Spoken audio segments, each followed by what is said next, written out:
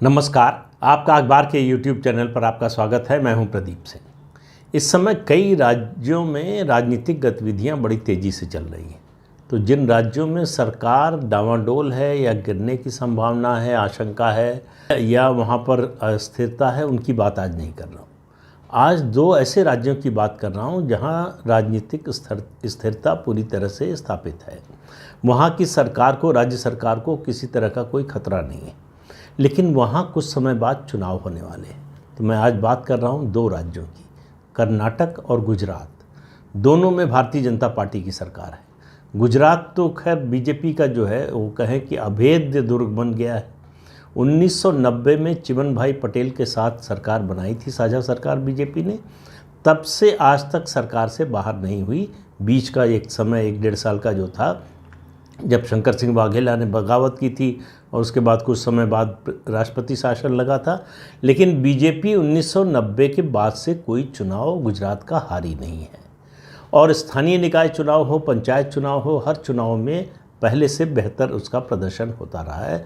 और इस अभी जो हाल में पंचायत और स्थानीय निकाय के चुनाव हुए थे, उसमें तो लग रहा था केवल एक ही पार्टी चुनाव लड़ रही हो, जैसे गुजरात में वन पार्टी सिस्टम आ गया हो।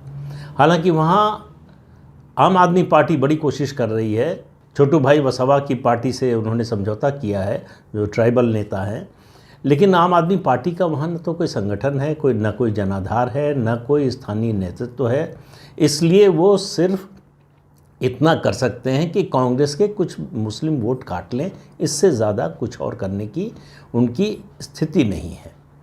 2017 का चुनाव, मेरा मानना है कि पिछले 32 साल में भाजपा के लिए गुजरात में सबसे मुश्किल चुनाव था।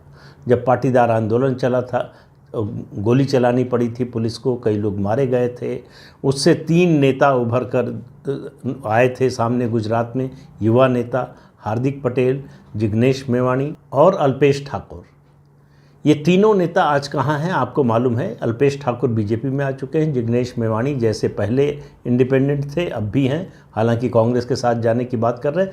लेकिन जिग्नेश मेवाणी का गुजरात में अपनी कॉन्स्टिट्यूंसी से बाहर कोई असर नहीं है। अपनी भी कॉन्स्टिट्यूंसी, अपना भी चुनाव क्षेत्र, अपनी सीट वो तभी जीत सकते हैं जब कांग्रेस का समर्थन हासिल हो। तो इसलिए वो कोई इस तरह की चुनौती बनेंगे, चुनौती दे सकते हैं, इसके बारे में सोचना भी शायद गलत होगा। बात रही हार्दिक पटेल की। हार्दिक पटेल जो है पाटीदारों के युवा नेता के रूप में उभरे थे। कांग्रेस ने उनको अपनी पार्टी में लिया, कार्यकारी अध्यक्ष बनाया, लेकिन उसके बाद से जैसे उनको पार्टी भूल गई। और इस बात से हार्दिक पटेल बहुत नाराज़ हैं, निराश भी हैं, हताश भी हैं। अब उनको समझ में आ रहा है कि गुजरात में अगर राजनीति करनी है, गुजरात में अगर आपको विधानसभा या संसद में जाना है, आसान रास्ता भारतीय जनता पार्टी से होकर जाता है। अब भारतीय जनता पार्टी में वो आ जाएंगे नहीं आएंगे ये मुझे नहीं मालूम है, लेकिन जो वो संकेत दे रहे हैं, जिस तरह से भाजपा और भाजपा की सरकारों की प्रशंसा कर रहे हैं, जिस तरह से हिंदुत्व के मुद्दे पर भारतीय जनता पार्टी के साथ खड़े नज़र आ रहे हैं, और उसके अलावा जिस तरह से वो कांग्रेस की आलोचना कर रहे हैं कि कांग्रेस ने उनको धोखा दिया, और तमाम चीज़ें कह रहे हैं कांग्रेस के खिलाफ, जो किसी भी पार्टी के कार्यकारी अध्यक्ष की भाषा तो नहीं होनी चाहिए।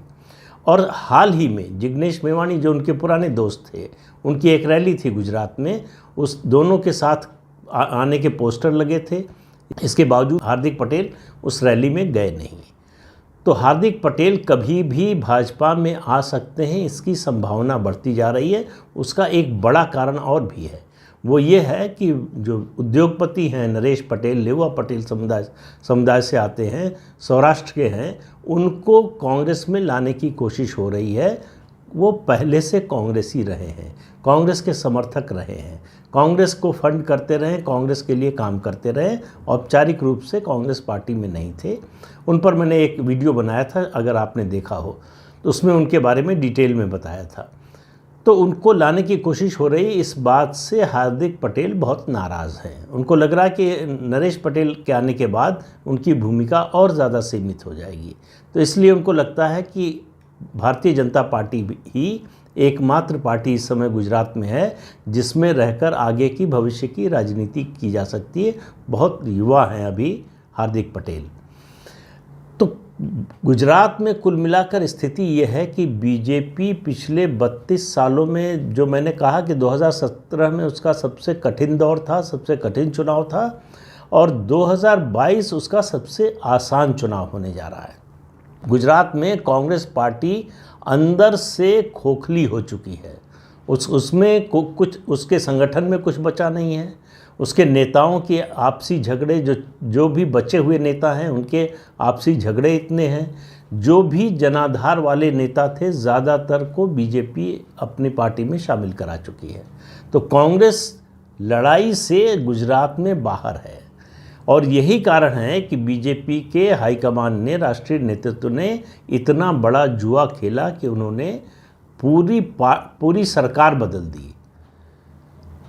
मुख्यमंत्री ही नहीं बदला, मुख्यमंत्री के साथ साथ पूरा मंत्रिमंडल जो उस समय था उस सबको बाहर करके नया मुख्यमंत्री, नए मंत्री बना दिए, और कहीं से चूं चपड़ नहीं हुई, कोई कुछ बोला नहीं।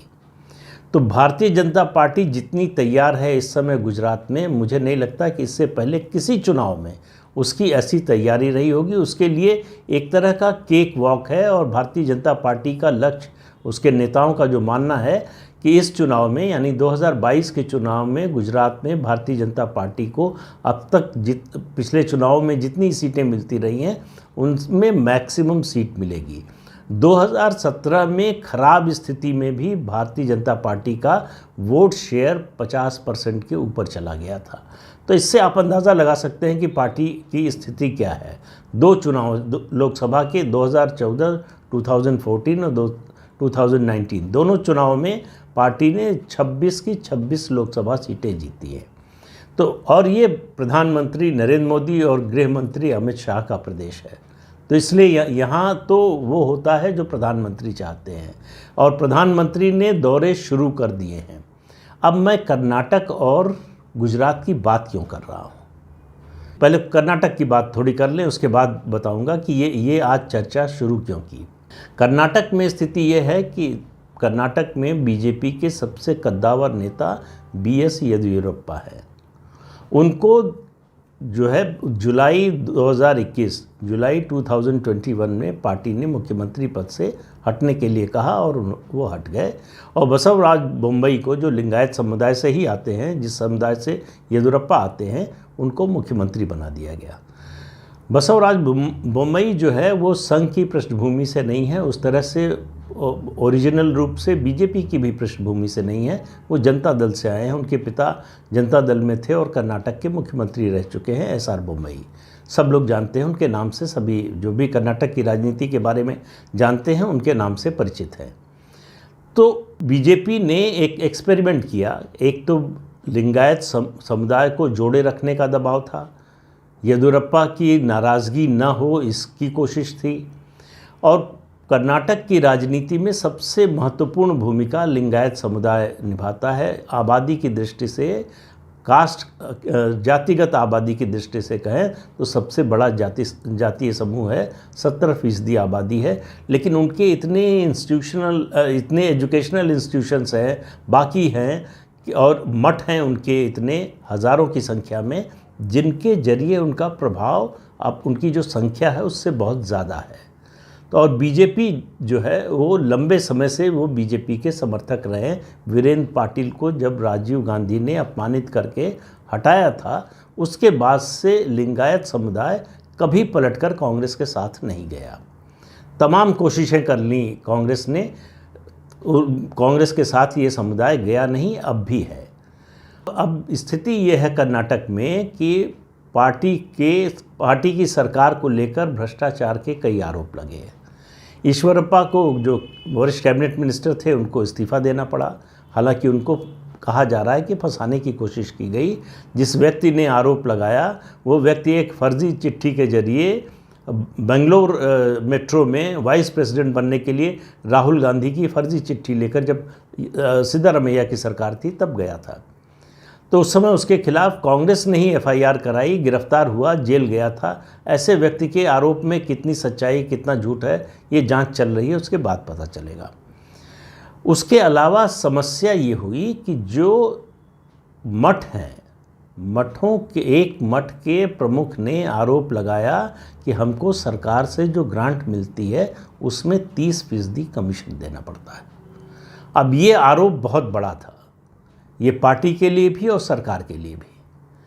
तो इसके बाद से जो है वे एक तरह से डैमेज कंट्रोल की एक्सरसाइज चल रही है। लेकिन इसी बीच में पिछले महीने भारतीय जनता पार्टी के राष्ट्रीय संगठन महासचिव BL संतोष गए। वो कर्नाटक के ही रहने वाले हैं और बड़े हार्ड टास्क मास्टर समझे जाते हैं। उन्होंने जो बयान दिया, मैसूर में एक कार्यक्रम में बोलते हुए कहा कि बीजेपी में ही ये साहस है कि वो पार्टी में नेतृत्व परिवर्तन इतनी आसानी से कर सके।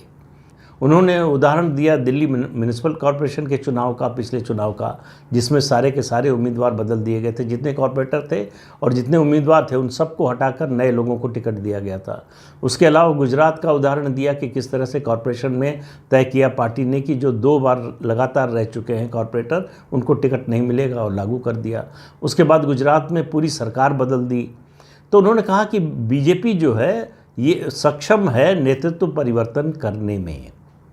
अब इसका संदर्भ क्या था, ये अंदाज़ा लगाया ये जा रहा है कि कर्नाटक में भी नेतृत्व परिवर्तन हो सकता है जिस तरह से गुजरात में हुआ था। पूरी सरकार बदल सकती है। ये मांग चल रही है काफ़ी दिनों से कि जो नॉन परफॉर्मिंग मिनिस्टर्स हैं उनको हटाया जाए। बीजेपी की मुश्किल ये है कि इस समय जो सरकार बनी है उसमें ऐसे लोग हैं जो कांग्रेस और जनता दल सेकुलर से आए हुए लोग हैं जिनके कारण ये सरकार बनी। तो उनमें से ज़्यादातर लोग मंत्री हैं, उनको हटाने का साहस भी पार्टी करेगी नहीं करेगी ये मुश्किल है।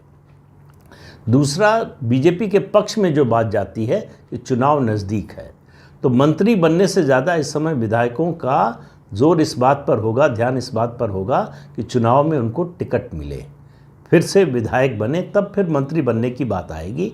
और चुनाव निर्धारित जो समय है वो अप्रैल-मई 2023 का है। अब BL संतोष की ये बात। उसके अलावा आज यानी 3 मई को अमित शाह, केंद्रीय गृह मंत्री अमित शाह कर्नाटक के दौरे पर हैं। वहाँ कोर कमेटी की बैठक होनी है। वो सांसदों विधायकों से तो मिलने ही वाले हैं, उसके अलावा पार्टी के वरिष्ठ नेताओं से भी मिलने वाले हैं। काफ़ी समय से मुंबई कोशिश कर रहे हैं अपने कैबिनेट के एक्सपेंशन की। 5 जगहें खाली हैं कैबिनेट में, इसके अलावा कुछ लोगों को हटाया जाना है। इस सब के लिए कोशिश कर रहे हैं कि मंजूरी मिल जाए, हाईकमान से अभी तक मिली नहीं है। मुंबई ने एक लंच का आयोजन किया है अमित शाह के आने से पहले, जिसमें सारे MLAs और MPs को बुलाया गया है। कर्नाटक में बेंगलुरु में चर्चा है कि ये कहीं विदाई का जो है भोज तो नहीं है। एक दूसरा, आप याद कीजिए कि येदियुरप्पा ने भी इस्तीफा देने से पहले इसी तरह के भोज का आयोजन किया था। अब दूसरा मामला ये है कि जो BL संतोष के इस बयान को देखिए और मुंबई को कैबिनेट एक्सपेंशन की इजाज़त न मिलना, और 5 मई के लिए उन्होंने तारीख तय की थी कैबिनेट की बैठक के लिए, वो बैठक टाल दी गई है। इसका मतलब कुछ होने वाला है, कुछ बड़ा होने वाला है, ऐसी उम्मीद की जा रही है। होगा कि नहीं पता नहीं, ये अमित शाह की आज के दौरे में जो बातचीत होगी उसके आधार पर तय होगा। उसके अलावा जो प्रदेश अध्यक्ष हैं कतील, उनके भी बदले जाने की संभावना है। तो ये राजनीतिक माहौल इस समय कर्नाटक में ऐसा है कि एक समय जो मैंगलोर में स्थिति हुआ करती थी बीजेपी की कि वहाँ हिंदुत्व की ताकतें ज़्यादा मजबूत होती थी, बीजेपी वहाँ ज़्यादा मजबूत थी। अब पूरे प्रदेश में बीजेपी के पक्ष में एक माहौल है। कांग्रेस में अंदरूनी खींचतान, लड़ाई बहुत ज़्यादा है। JDS की हालत जो है दिन पर दिन खराब होती जा रही है। वहाँ पार्टी उभरने या आगे बढ़ने की बजाय लगातार नीचे जा रही है और एक तरह से असहाय स्थिति में है।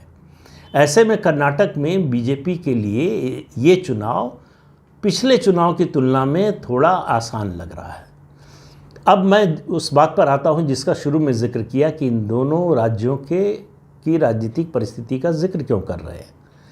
चर्चा ये है, बीजेपी में बड़ी गंभीर चर्चा है कि इन दोनों राज्यों में समय से पहले चुनाव करा दिए जाएं, गुजरात में भी कर्नाटक में भी।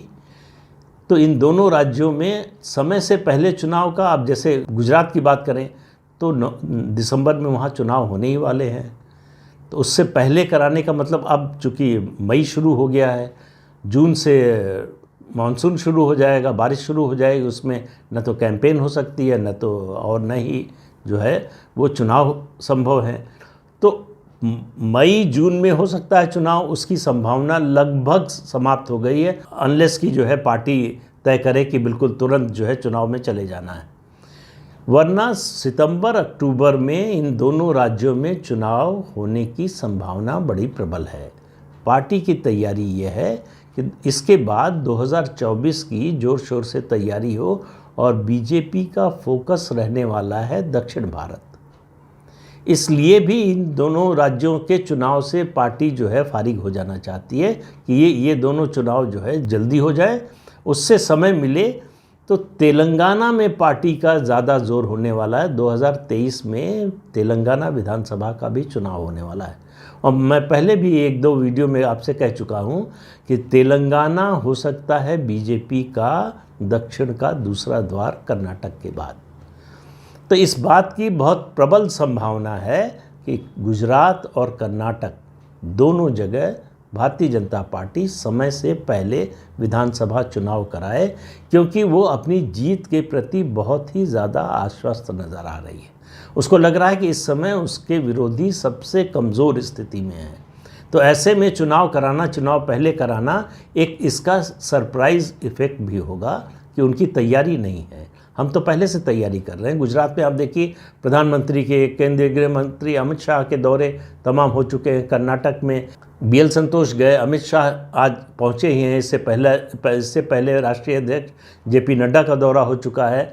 तो बीजेपी वैसे भी हर समय जो है चुनावी मोड में रहती है, लेकिन कर्नाटक और गुजरात में उसके नेताओं के दौरे जिस तरह से बढ़ रहे हैं, जिस तरह की पॉलिटिकल एक्टिविटीज़ हो रही हैं, उससे इस बात की संभावना और ज़्यादा बढ़ गई है कि इन दोनों राज्यों के चुनाव समय से पहले हो जाएंगे।